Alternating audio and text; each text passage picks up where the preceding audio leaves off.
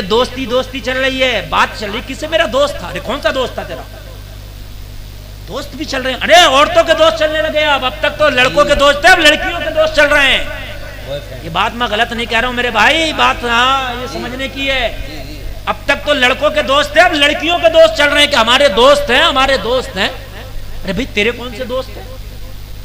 अरे बात समझने की है कि नहीं है?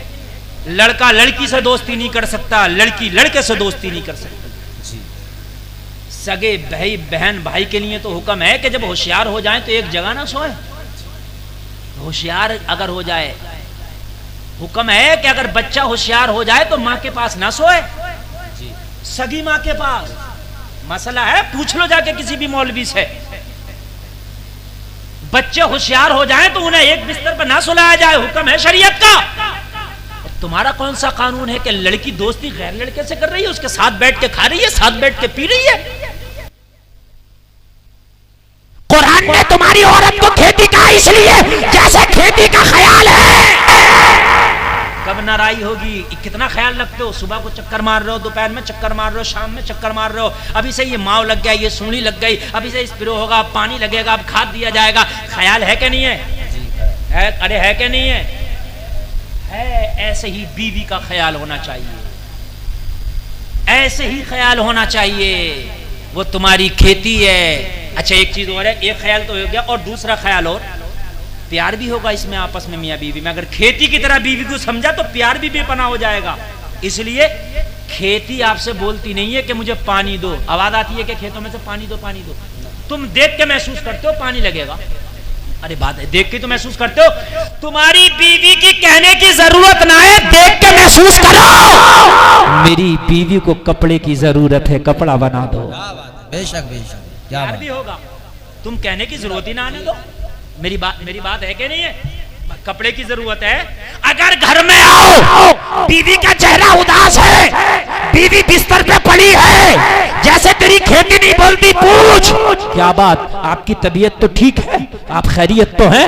अगर उसकी तबीयत खराब है फौरन दवा दिलाओ। खुदा की कसम तेरी बीवी के दिल में तेरे लिए मोहब्बतों के दरख्त लग जाएंगे। सुभान अल्लाह सुभान अल्लाह। मेरा शोहर बड़ा ख्याल करता है, मेरा शोहर बड़ा ख्याल करता है मेरे भाई। मियाँ बीवी के दिलों में मोहब्बत पैदा हो जाएगी।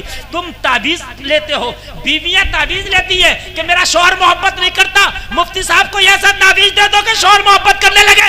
मैं लोगों तुम्हें भी ताबीज दे के जा रहा हूँ। अगर बेटियां सुन रही है उन्हें भी ताबीज दे के जा रहा हूँ। तुम चाहते हो कि तुम्हारी बीवियों के दिलों में मोहब्बत पैदा हो, खेती की तरह उनका ख्याल रखो।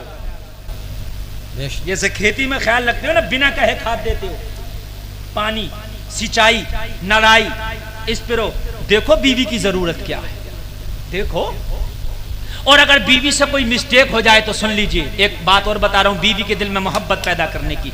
मिसाल के तौर पे तेरे घर में मेहमान आए और उसने खाने में नमक ज्यादा कर दिया, तो मेहमानों के सामने बीवी को टोक मत, उससे उसका ऐब जाहिर होता है, इंसल्ट है, उसकी बेइज्जती होती है, उसके दिल में तेरे लिए मोहब्बत कम हो जाएगी। कोई बात नहीं, अगर नमक कम भी है ना तब भी उसकी तारीफ कर दे, माशाल्लाह खाना आपने बहुत अच्छा बनाया, थोड़ी सी नमक कम हो गई, आगे से ख्याल रखिएगा, है ना। अपने रिश्तेदारों के सामने बीवी की तारीफ कर दे। मगर हमारे घरों में मामला ही है, अगर बीवी की तारीफ कर दे तो अम्मा नाराज हो गई। नहीं, बात मैंने समझने की है यार, मैं जो कह रहा हूँ, अम्मा नाराज कर रही है यार, बड़ी मुसीबत में जाने लो मियाँ, हमारा बेटा तो बीवी के पीछे घूम रहा। अरे अम्मा, अगर हमने इसकी तारीफ कर दी तो तू खुश हो जा, इसलिए कि मियाँ बीवी में जब रिश्ते मजबूत होंगे तो बीच में शैतान दाखिल नहीं होगा।